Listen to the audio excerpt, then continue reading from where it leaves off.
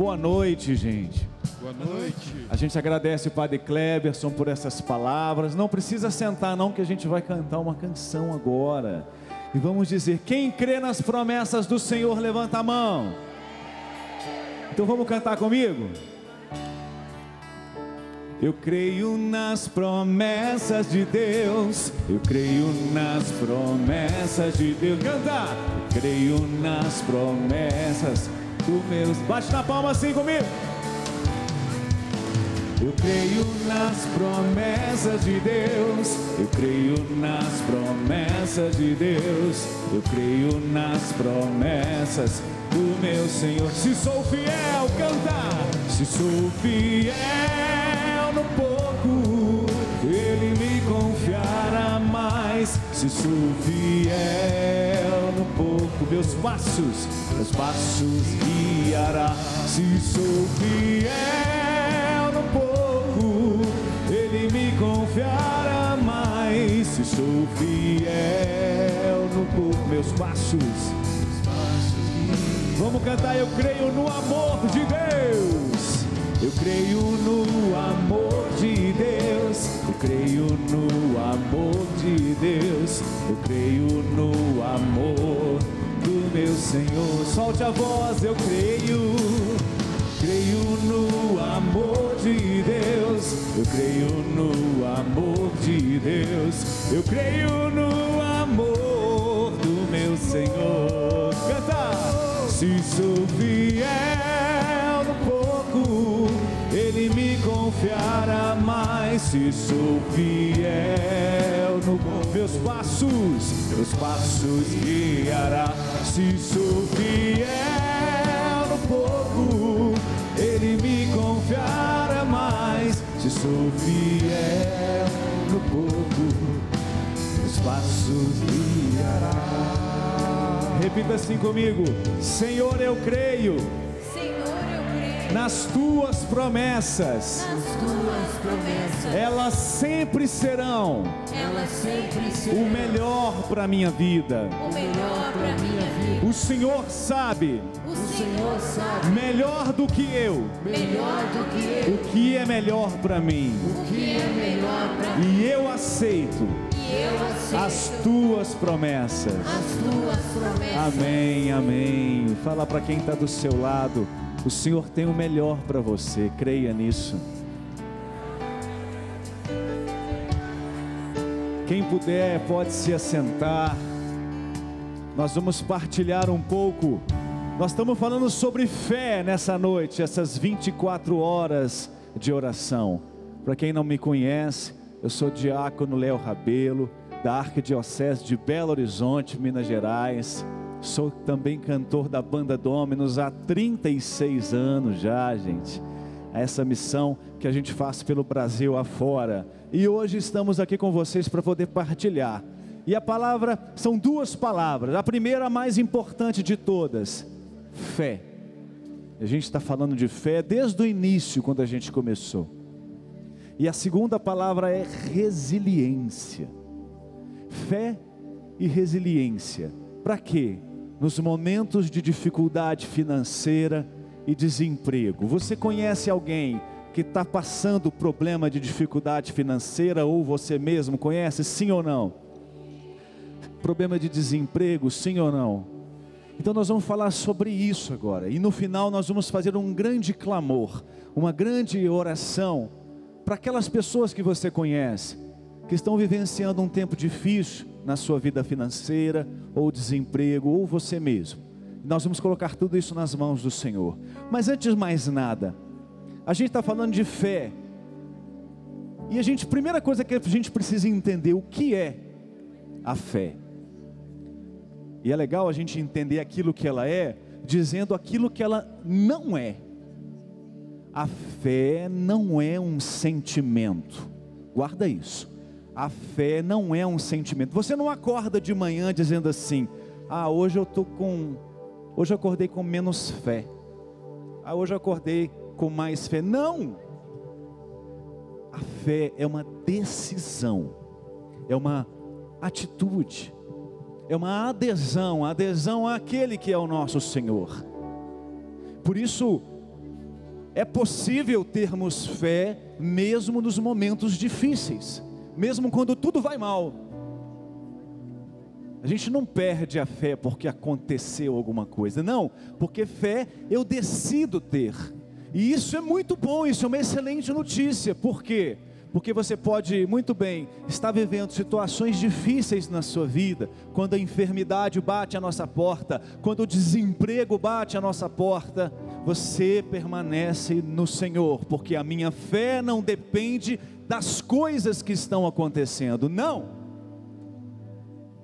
Então repita comigo: fé é minha decisão. Fé é minha decisão. Eu decido ter fé. Eu decido ter fé. Então, se você entende isso, você já pode acordar pela manhã. O dia está feio, mas a minha fé não está inabalável. Acordei com uma dor nas costas, acordei com um problema, acordei com meu chefe falando na minha cabeça, acordei com outro problema em casa, e a minha fé não se vai, porque a fé eu decido ter. E aí cabe a você. E decisão é algo que implica em atitude. Gente, a fé é tão importante que Jesus, quando curava alguém, ele dizia: a tua fé te salvou. Uma pessoa chegou para Jesus querendo ser curada, e Jesus disse para essa pessoa: que seja feito conforme a tua fé. Ele fala para a pessoa: você acredita que pode ser curado? Ela disse: sim. Então que seja feito conforme a tua fé. Imagina se aquela pessoa não tivesse fé, ela não teria sido curada. Jesus, quando aquele centurião disse para ele que o seu servo estava doente, Jesus falou: eu vou lá na sua casa. Aí ele fala: eu não sou digno que entres na minha casa, mas diga uma só palavra e meu servo será curado. Jesus fala: eu nunca vi uma fé tão grande aqui na região como a deste homem. Vocês estão entendendo a importância da fé? E quando Jesus vai naquela região, que é a região que ele passou toda a sua infância, a sua adolescência, onde ele cresceu, lá naquela região, a palavra diz, lá ele não fez muitos milagres, porque as pessoas não tinham fé.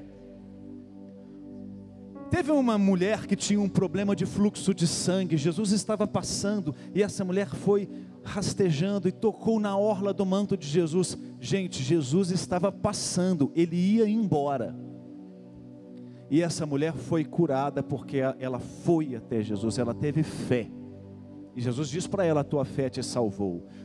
As nossas atitudes, a nossa busca de Deus, vai fazer toda a diferença no milagre e na cura que eu tanto espero.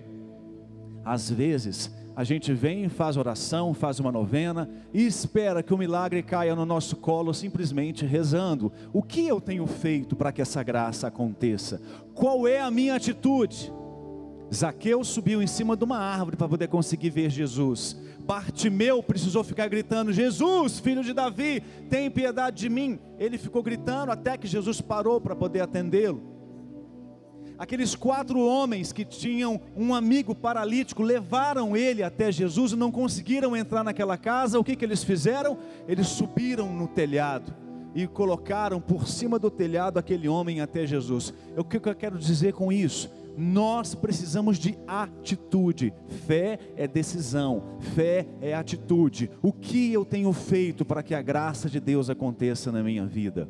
Especificamente, nós estamos falando aqui de fé, de resiliência, em tempos de desemprego e dificuldade financeira. O que eu tenho feito? Eu estou só rezando? Mas o que eu faço para que na minha vida aconteça essa graça que eu tanto espero, que eu tanto busco? E aí Deus vai te iluminando, para que você consiga alcançar aquele necessário. E resiliência não é simplesmente aguentar firme. Tem gente que acha ter resiliência é aguentar firme num momento de situação difícil. Não, o cristão não é aquele que simplesmente aguenta firme. Não, quando vem o sofrimento na nossa vida, a gente o encara, o cristão encara o sofrimento de maneira diferente. Ninguém quer sofrer, é claro, mas o sofrimento, quando nos visita, a gente usa daquele sofrimento para o nosso crescimento espiritual. Quantas pessoas eu conheço que viveram sofrimentos e situações difíceis na sua vida, e aquelas pessoas, depois de um tempo, você encontra com elas, elas cresceram na fé, elas se tornaram homens e mulheres melhores. Se quando o sofrimento, quando o desemprego, quando uma situação difícil invade a nossa vida, a gente usa daquilo como um crescimento para a nossa vida. Jesus, quando morre na cruz, Ele nos ensina que o sofrimento não para ali. O cristão, por isso que resiliência, por resiliência, não significa nada para nós. Significa se a gente consegue enxergar aquele sofrimento e passar pela cruz, e a gente sabe que depois da cruz sempre vem a ressurreição. Tem um ditado que diz: para tudo tem um jeito, só não tem jeito para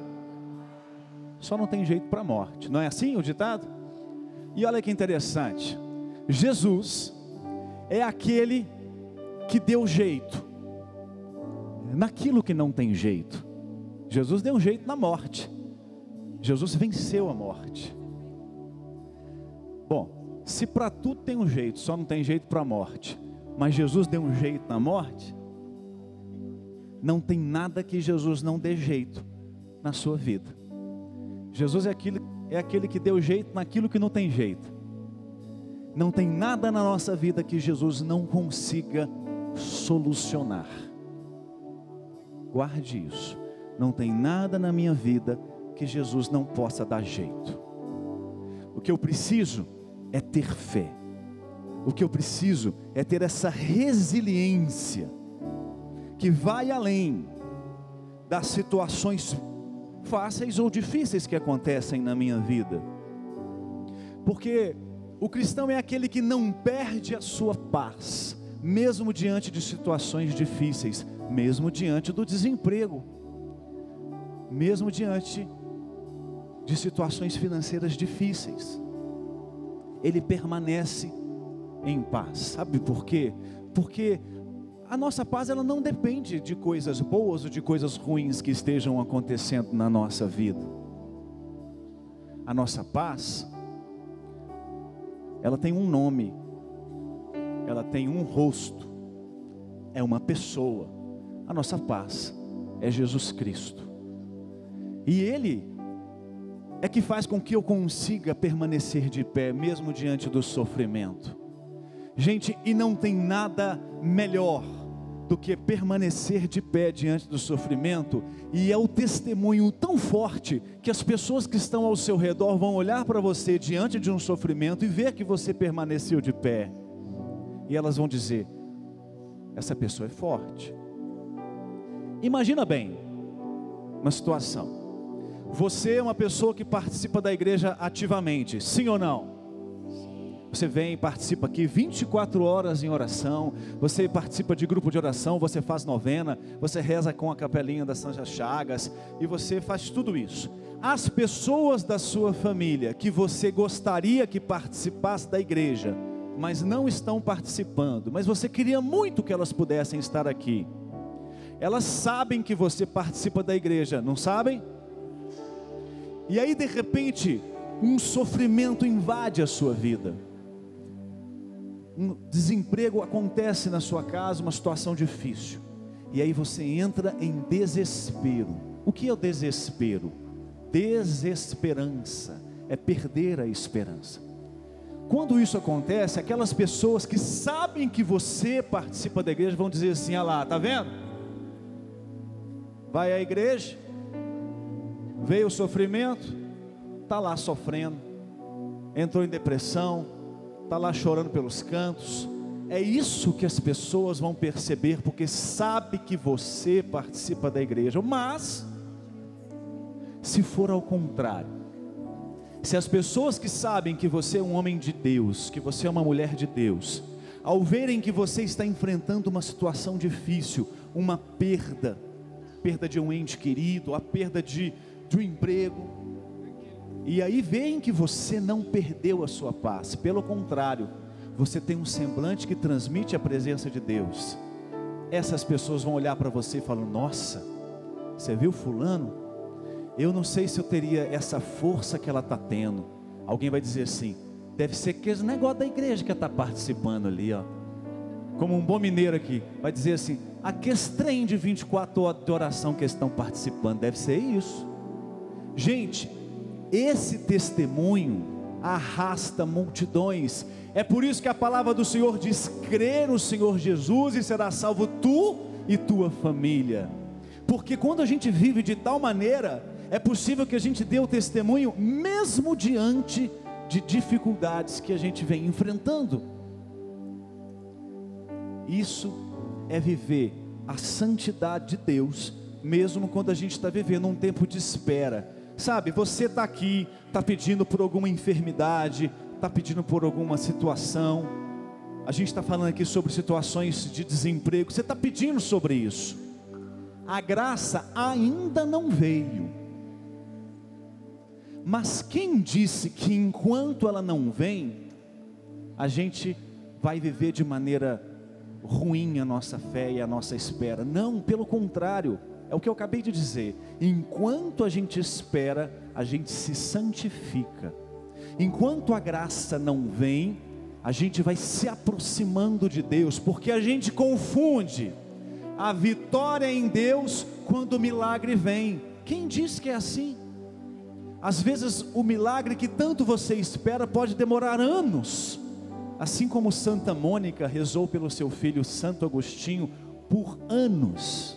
Quase que essa mulher morre e não vê o filho dela se convertendo. Quase 30 anos rezando para que o homem se convertesse e se tornou um dos maiores santos da Igreja Católica. E enquanto a gente espera o milagre, enquanto a gente espera a graça chegar, aquele emprego que você espera, você se santifica, você se aproxima de Deus, você se torna uma pessoa melhor. É assim. Não confunda a vitória apenas quando o milagre acontece. Não, muitas vezes a vitória é aqui dentro do seu coração. É aqui que o milagre precisa acontecer primeiro, gente. Milagre por milagre. Eu conheço muitas pessoas que tiveram milagres na sua vida, poucos anos depois, aquelas mesmas pessoas nem na igreja estão indo mais. Olha que absurdo. Nem a missa mais está indo. Mas não era você que deu testemunho lá na frente? E que falou das graças que aconteceram na sua vida? Eu tive uns problemas aí, trabalhei demais, hoje eu não estou participando não, eu vou de vez em quando. Qual que é o sentido de um milagre desse na nossa vida, se ele não nos torna pessoas melhores? E é isso que nós, cristãos, devemos acreditar e buscar. O verdadeiro milagre é a cura do meu coração, é buscar. E para isso eu preciso aprender a depender de Deus, a deixar que Deus tome conta da minha vida em todos os sentidos. Eu preciso depender de Deus. Se a gente pega, por exemplo, a história de Jó, não tem aquele ditado que fala: precisa ter a paciência de Jó. O livro de Jó, que eu sugiro que você tenha uma oportunidade de ler depois, é pequeno, são poucos capítulos. Mostram um homem que perde família, perde a saúde, perde todos os bens. Ele tinha condição financeira boa, ele perde tudo, mas ele não perdeu a sua paz, ele não perdeu a confiança em Deus.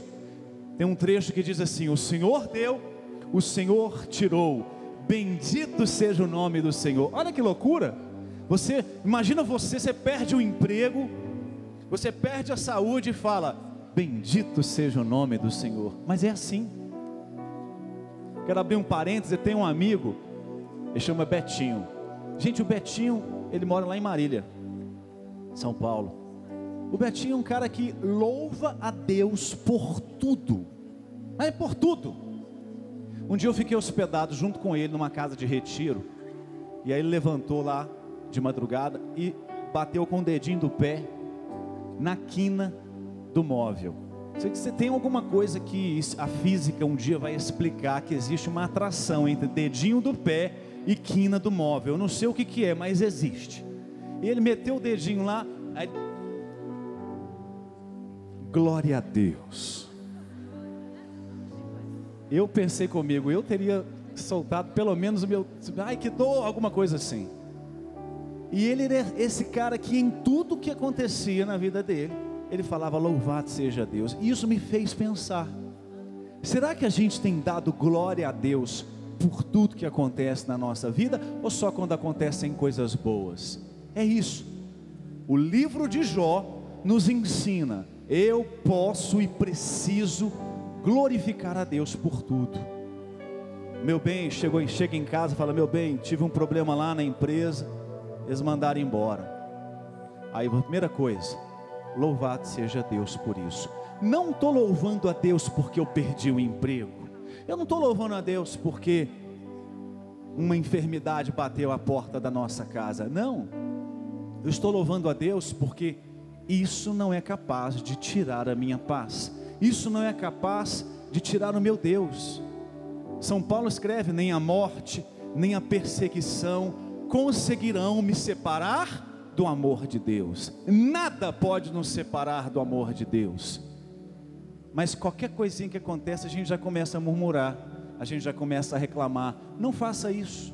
Seja você um homem e uma mulher de Deus, que Ele espera que a gente seja. Assim nós conseguiremos ser um testemunho, como eu acabei de dizer agora há pouco. Se a gente for lembrar em Atos capítulo 16, Paulo e Silas foram presos, e antes de serem presos, eles foram açoitados, bateram neles, prenderam e colocaram, o padre estava com algema aqui agora há pouco, né? O padre Cleberson, botaram algemas nas mãos e nos pés, eles estavam presos, apanharam. E sabe o que esses homens fizeram de madrugada? Eles não ficaram pedindo, Senhor, nos tira daqui. Ó Senhor, o que está acontecendo? Estávamos pregando no seu nome e agora a gente está preso. Ó Senhor, nos tira daqui. Não, Paulo e Silas, a palavra fala, estavam louvando a Deus. Imagina só preso, com o corpo todo doendo. Bendito seja Deus, louvado seja o Senhor.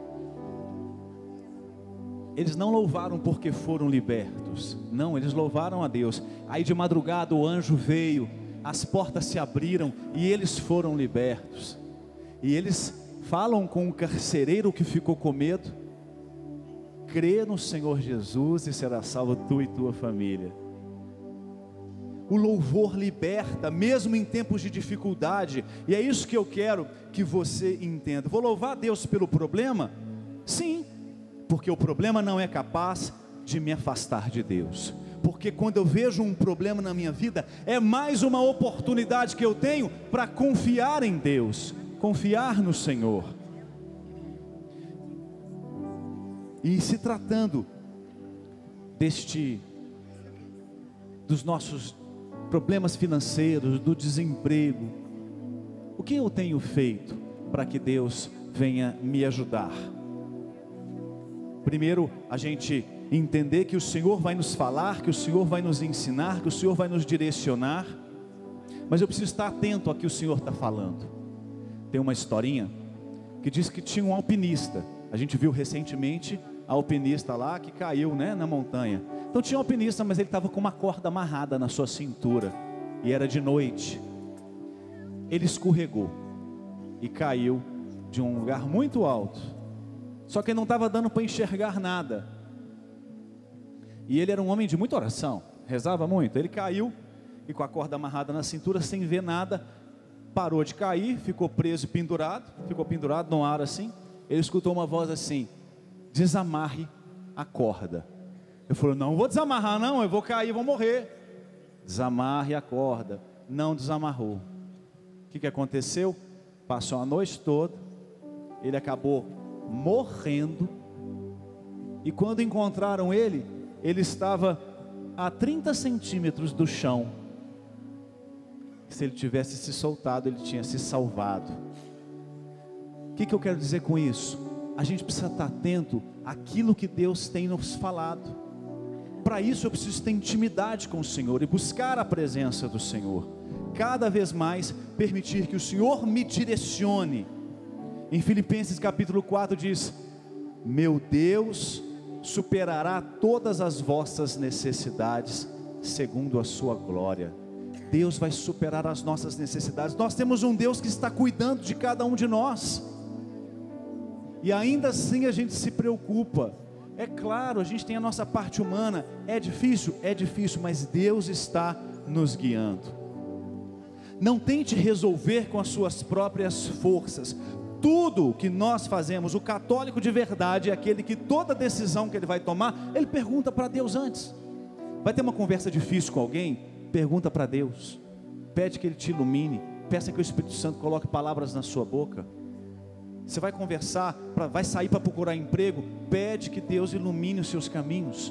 O católico é aquele que de fato coloca Deus em primeiro lugar sempre. É lógico, tem as minhas capacidades, tem a minha inteligência, Deus me deu inteligência para que eu corra atrás, para que eu faça as coisas, mas em primeiro lugar sempre precisa ser Deus.